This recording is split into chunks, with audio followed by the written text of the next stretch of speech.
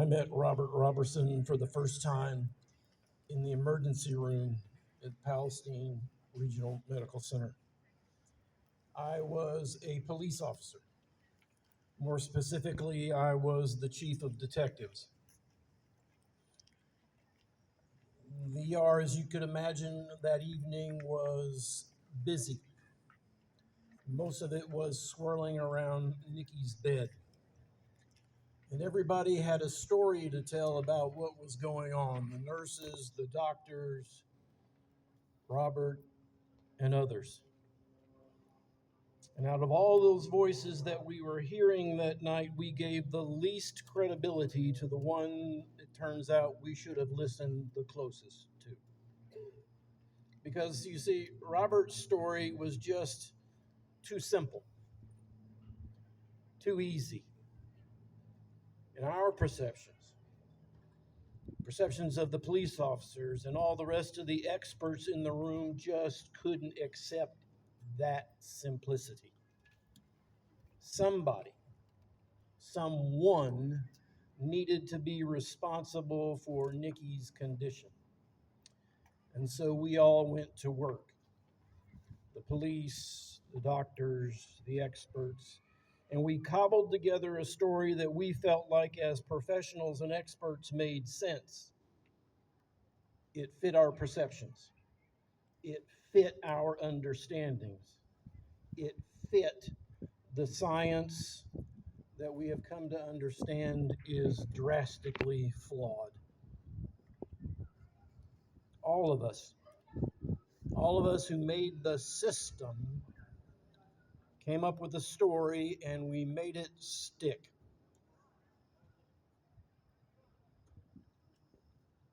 I have to say, though, by the time we got through the trial, I wasn't comfortable. There was some things that happened during the trial that I thought were not right. And I was never comfortable with the death penalty as an idea to begin with, but I always said, if the state wants to do this, we've got to do it perfectly. There can be no room for error in these kind of cases. And so I wasn't surprised 10 years down the road when a lawyer came knocking at my door. I've been watching Robert. The Department of Corrections keeps a website with all the death penalty cases on it, and I was watching it, and I assumed that as long as his name was still on the list, as long as I could still see him, he was alive, and there was an attorney trying to get him some relief, someone advocating for Robert. And surely those errors that I could see in the trial was sufficient for some sort of relief. And it didn't come. But his attorney did.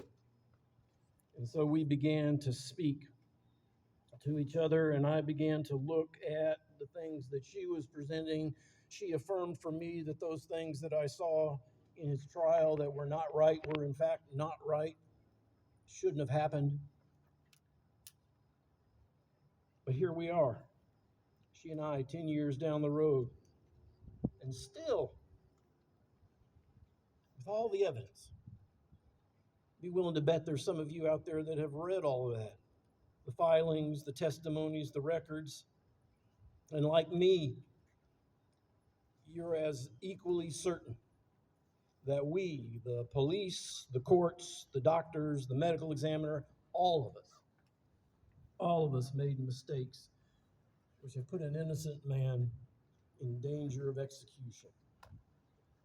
I, with you, are now witness to the lengths that system will go, the state will go to sustain a conviction, to simply keep the gears moving, keep the gears grinding forward.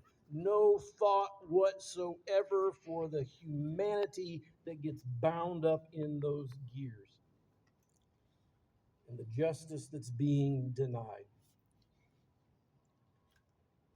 Robert is not an inconsequential convict. He is a man.